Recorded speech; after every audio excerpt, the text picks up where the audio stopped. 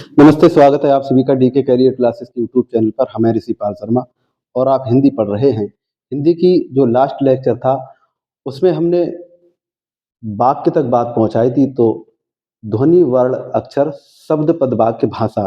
तो ये जो हमने वाक्य तक सारी चीज़ें पढ़ ली थी, तो उसी श्रृंखला में जो आज हम पढ़ने जा रहे हैं, अब इसके बाद जो क्या चलता है, वाक्य के बाद वो भाषा ही आ जाती है। जब कोई वाक्य बोल दिया जाता है, तो उससे किसी भाषा का विकास होने लगता है। तो जो भाषा हमने बोल दी है, अब ये जो भाषा है, इस भाषा से क्या बोलते हैं, एक पहरा लिखा जाता है, पहरा बनता है। ये जो वाक्य जोड़े जाते हैं, उस पैरा से एक पूरा पृष्ठ बनता है, पेज बनता है, और ऐसे कई पृष्ठ जब पेज जोड़ दिए जाते हैं, तो एक पोथी बनती है, एक पुस्तक बनती है, एक किताब बनती है, और ऐसे कई किताबों का एक में समावेश कर दिया जाता है, तो वो एक बड़ा ग्रंथ बन जाता है। तो इस तरीका से ये हम कह सकते हैं कि अब हम जो हैं भाषा की ओर प्रस्थान कर रहे हैं, भाषा पढ़ने वाले हैं। तो आज जो हम पढ़ने वाले हैं, वो देखते हैं क्या पढ़ने वाले हैं। तो हम जो आज पढ़ेंगे, वो पढ़ेंगे हम हिंदी वर्णमाला एवं स्वर। तो हिंदी वर्णमाला एवं स्वर आज हम पढ़ेंगे। हिंदी वर्णमाला एवं स्वर। तो जो वर्ण विचार की अगर हम बात करें, ये हमारी आज मूल हेडिंग है। जो वर्ण विचार है, तो वर्ण विचार में जो कुल दो चीजें हैं,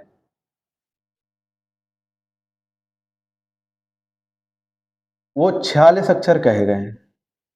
ये 46 अक्षर हम कैसे काउंट करेंगे? तो जो स्वर होते हैं, उनकी संख्या 11 हो जाती है, और 46 में से जब आप 11 घटा लेंगे, तो जो व्यंजन होते हैं, उनकी जो संख्या होती है, वो कितनी हो जाती है?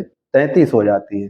तो इस तरीका से ये हमारे कितने हो गए? तो जोड़ लो, हमें 46 करना है, तो इस तरह लिख लो 11 और 33। तो 4 हो गई ये, और 3 एक 4, ये 44 हो गए। हमें कितने करने हैं? 46। तो इसमें दो जो होते हैं, अयोगवाह होते हैं। अयोगवाह, ये कितने होते हैं? दो। वो कौन कौन से होते हैं? अंग और आह। ये हमारे दो, सॉरी, अनुस्वार और विसर्ग। अनुस्वार और विसर्ग, ये जो दो चीजें होती हैं, ये विसर्ग इस तरीका से होता है और अनुस्वार इस तरीका से होता है। तो ये जो अयोगवाह होते हैं, इन्हें समझो। आ, योग और वाह, ये तीन शब्द इसमें जुड़ी हुई हैं, तीन चीजें। आ इसका स्वर योग शब्द है और वाह शब्द है। तो इन तीन चीजों को जब जोड़ा जाता है, तो अयोगवा बनता है। हमें कितना करना है? तो इसमें दो ये और जोड़ लो, तो ये कितने हो जाएंगे? 6। और हमें कितनी संख्या करनी थी? 46। इसमें ये हमारे कितने स्वर हो गए? 11। 33 कितने हो गए? 33 क्या हो गए? व्यंजन। इन दोनों को जोड़ा तो 44 और 2 अयोगवाह। इस तरीका से ये कुल संख्या कितनी हो गई? 46। तो 11 स्वर हो गए, 46 कुल वर्ण हो गए, व्यंजन 33 हो गए, अयोगवा इसमें हो गए, अनुस्वार और विसर्ग ये 2 हो गए, कुल मिला के ये 46 हो गए। अब ये अयोगवा होती क्या बवाल है? तो इसमें है अयोगवा माने, अयोगवा जो है ये हो गई। तो अयोगवा की अगर परिभाषा की बात करें, अयोगवाह, तो आ माने होता है नहीं, और योग माने होता है जुड़ना। जुड़ना। और जो वाह है, उसका योग होता है वहन करना या होना। तो जिनका वर्णमाला में जिन्हें का हम वर्णमाला में योग भी नहीं करते हैं, जिन्हें हम जोड़ते भी नहीं हैं, फिर भी वो वहन करने की दृष्टि से हम उन्हें रखते हैं, वो क्या कहलाता है? अयोगवा कहलाता है। इसकी अगर हम परिभाषा की बात करें, तो इस तरीका से इसे लिख लो कि जिनका वर्ण के रूप में मेल, साफ जवाब लिख,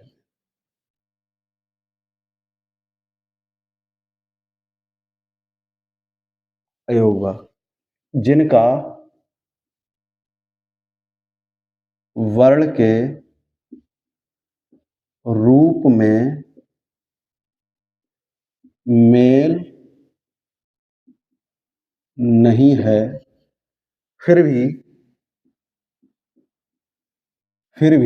कह रहे हैं जिनका वर्ण के रूप में मेल नहीं है, फिर भी वर्ण के रूप में गिना जाता है,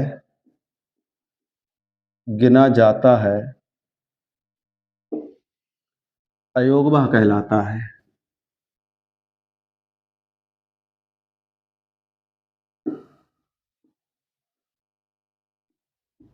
कह रहे हैं जिनका वर्ण के रूप में मेल नहीं है, फिर भी वर्ण के रूप में गिना जाता है, अयोगवा कहलाता है। तो ये अयोगवा की परिभाषा हो गई। तो ये हमारे कुल मिला के 46 जो वर्ण हमने बनाए हैं, वो 11 हो गए हमारे स्वर,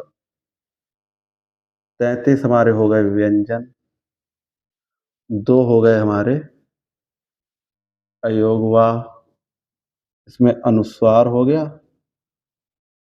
और विसर्ग।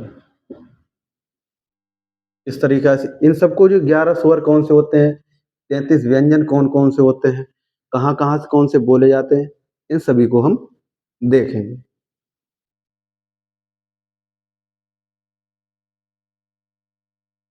ये सब टेलीग्राम पे आपको इसकी वो चीज़ मिल जाएगी। तो हम इस तरीक़ा से ऐसे लिख सकते हैं कि वर्णमाला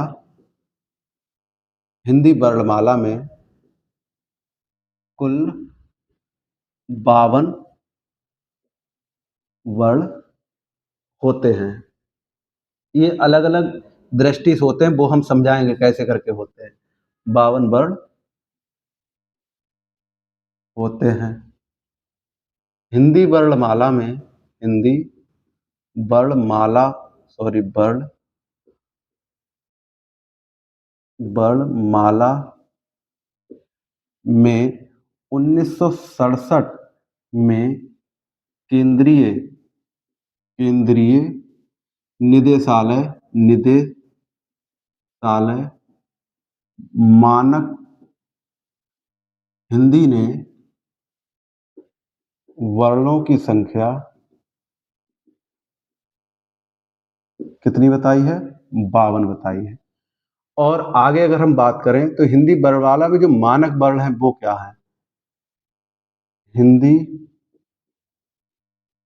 वर्णमाला में मानक वर्ण तो वो हो जाएंगे हमारे 46। और अगर वो पूछ ले कि हिंदी वर्णमाला में माध्यमिक शिक्षा बोर्ड ने कितने माने हैं, तो उसने माने हैं 44।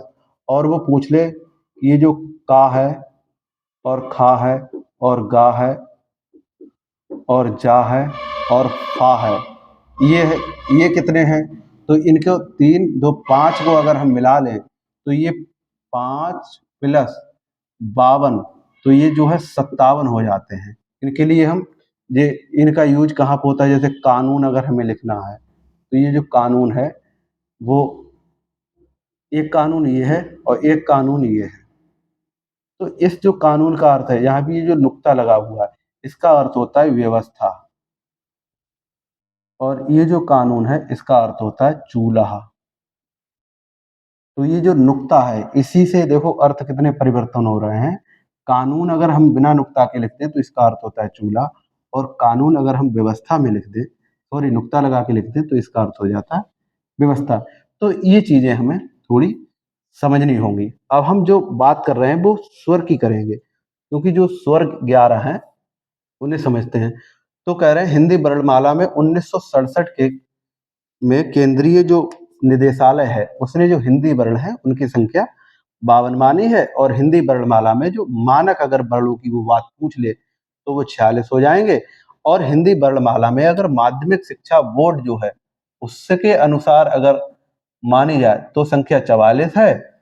और इस तरीका से यदि ये जो 5 वर्ण और जोड़ दिए जाएं, क्योंकि बात जो पेपर में करेगा अगर कहीं पे कोई चीज़ अटकती है तो वो केंद्रीय जो निदेशालय उसी के अनुसार जो है रिट पड़ती है, उसी के अनुसार जो है मुकदमाबाजी होती है। तो वहाँ पर जो है वही चीज़ मानी जाएगी। तो इन 52 में अगर हम 5 जोड़ दें, सॉरी, हाँ, इन 52 में अगर हम 5 जोड़ दें तो ये 57 कुल मिला के इनकी संख्या हो जाती है। क्योंकि ये जो 52 है 5 और 52 और ये 5 57 हो जाते हैं। तो इस तरीक़ा से ये चलते हैं। अब हम जो मूल बात करेंगे वो 11 जो स्वर होते हैं उनकी करेंगे।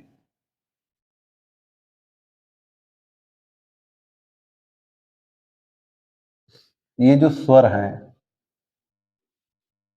ये स्वर कितने हैं? वो हैं 11। तो इनकी स्वर की जो परिभाषा है वो भी समझ लो। स्वर की जो परिभाषा है वो है कि स्वतंत्र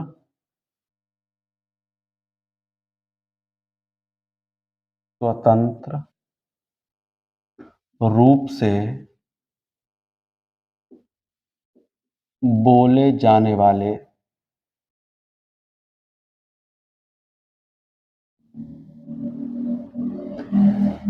वर्ण स्वर कहलाते हैं।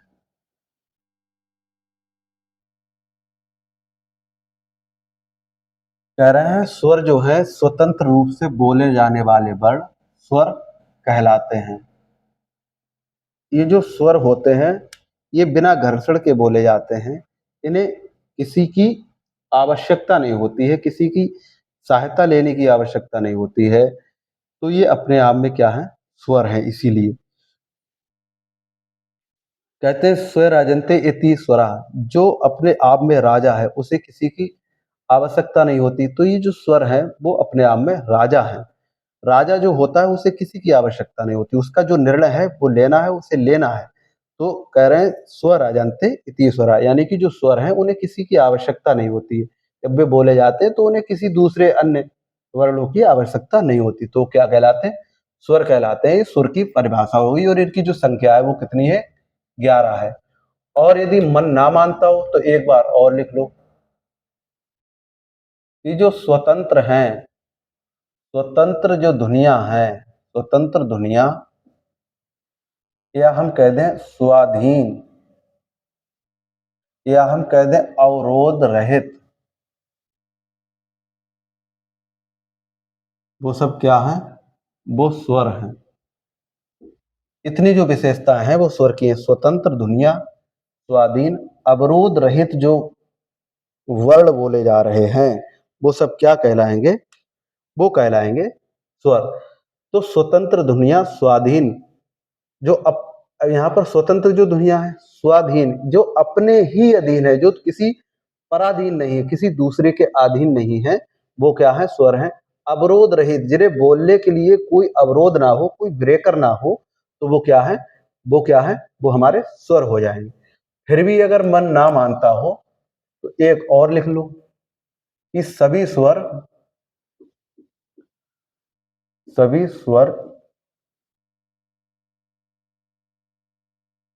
घोष व अल्प प्राण होते हैं। कैसे होते हैं? सभी स्वर घोष व अल्प प्राण होते हैं। सभी स्वर आक्षरिक होते हैं। सभी स्वर आक्षरिक होते हैं। फिर भी यदि मन ना माने, सभी स्वर वर्ण हैं या अक्षर हैं। ये 3-4 चीजें समझने वाली हैं स्वर की। स्वरों की जो संख्या है वो 11 है। कह रहे हैं स्वर स्वतंत्र ध्वनियाँ हैं या स्वाधीन या अवरोध रहित जो ध्वनियाँ हैं वो क्या है? स्वर हैं। सभी स्वर घोष और अल्प प्राण होते हैं। सभी स्वर आक्षरिक होते हैं, अक्षर होते हैं। और सभी स्वर वर्ण या अक्षर होते हैं, ये भी कहा जा सकता है। तो इस तरीका से इनकी ये परिभाषा हो जाती है। अब इनकी जो संख्या है, कौन कौन से हैं, कितने क्या है, वो समझते हैं कहाँ से बोले जाते हैं।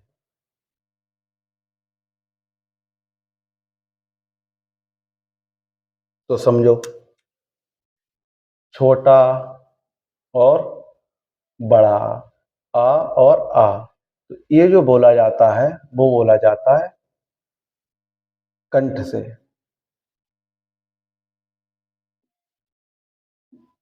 तो इसका नाम है कंठ स्वर। ये हैं कितने? ये हैं दो, छोटा और बड़ा ई, ये कंठ स्वर कहे जाते, दो हो गए। फिर आते हैं छोटी ई और बड़ी ई पे, तो ये तालु से बोले जाते हैं, तालव्य स्वर। इनकी संख्या कितनी है? इनकी भी संख्या दो है। फिर आते हैं छोटो ऊ और बड़ो ऊ, तो ये जो हैं ओष्ठ से बोले जाते हैं। इनकी भी संख्या कितनी है? दो है। फिर आती है री, ये जो री है, तो ये जो बोली जाती है मूर्धन्य है, ये मूर्धन्य स्वर है, ये मूर्धा से बोली जाती है, इसकी संख्या एक। फिर आते हैं ए और ऐ, तो इनकी संख्या है दो, और ये बोले कहाँ से जाते हैं? ये कंठ और तालव्य दोनों से बोले जाते हैं, तो ये कंठ और तालव्य स्वर कहलाते हैं। फिर आते हैं ओ और औ, तो ये कंठोष्ठ कहलाते हैं। कंठ और ओठ से जो बोले जाते हैं, तो ये कंठोष्ठ स्वर कहे जाते हैं। इनकी संख्या भी दो है। और फिर लास्ट में आता है हमारा अंग और आह, इनकी संख्या भी दो है। ये बोले कहाँ से आते हैं? ये अयोगवा है।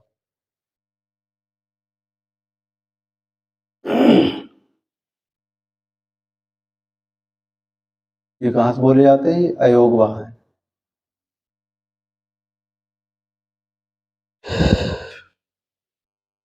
ये समझो, तो इन्हें जोड़ो, दो चार छः दो आठ 10 11, तो ये इनकी जो संख्या है, स्वरों की संख्या कितनी हो जाती है? स्वरों की जो संख्या है वो 11 हो जाती है। वो पूछ ले कि छोटा और बड़ा जो है ये कहाँ से बोला जाता है, तो ये जो बोला जाता है वो बोला जाता है कंठ से। तो इसका नाम क्या है? इसका नाम है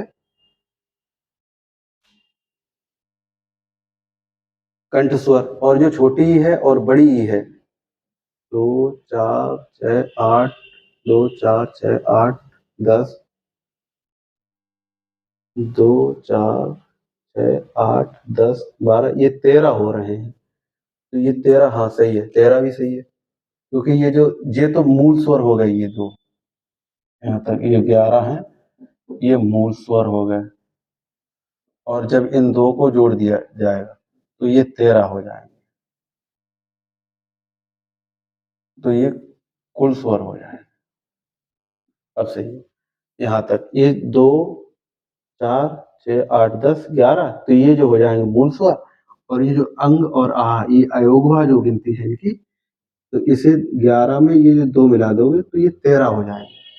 11, तो इसे ऐसे लिख लो, 11 + 2, अब सही है, 11 और 2 13, अब सही है। वरना ये 13 और 2 फिर दिक्कत हो जाएगी। अब सही, तो अब ये जो छोटा और बड़ा ये कंठ स्वर हो गया, छोटी बड़ी ये तालव्य स्वर हो गया, छोटा ऊ और बड़ो ऊ ये ओष्ठ स्वर हो गया, ओठों से बोले जाते हैं। और ये जो री है ये मूर्धन्य स्वर है, इसकी संख्या एक है। ए ऐ, ए और जो ऐ है वो कंठ और तालु से बोले जाते हैं, इसकी संख्या दो है। और ओ और ये कंठोष्ठ से बोले जाते हैं, तो इनकी संख्या दो है।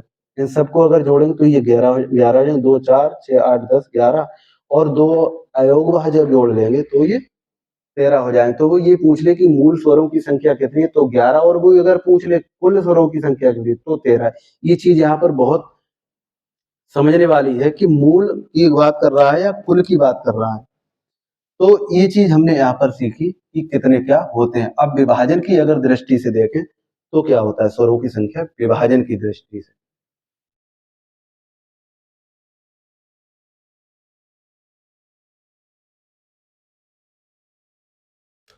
तो विभाजन, विभाजन, शादी वाले लोग नहीं, विभाजन। फिर सोच लो, शादी वाले लोग, विभाजन। तो उत्पत्ति के आधार पर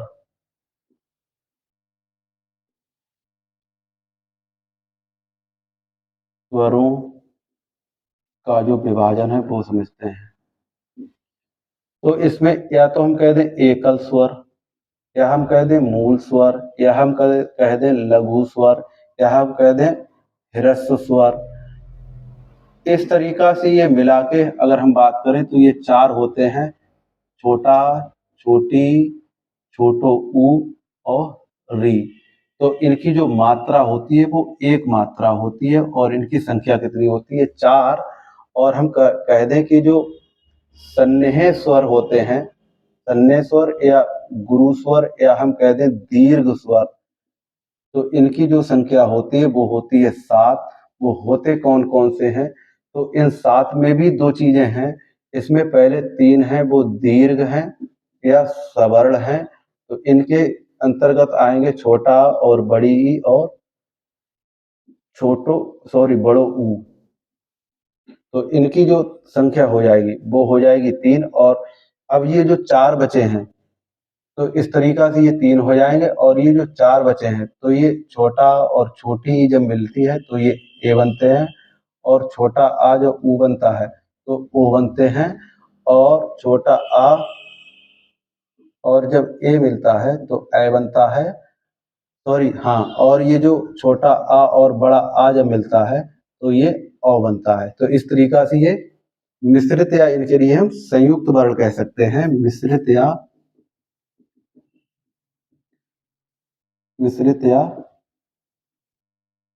संयुक्त वर्ण। और ये दीर्घ या सवर्ण है, इन्हें समझो।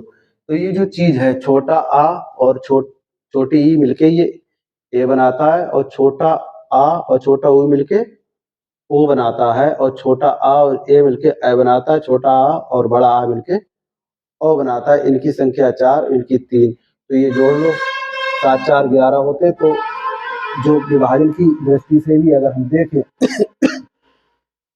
तो भी जो स्वरों की संख्या है वो कितनी हो जाएगी? 11।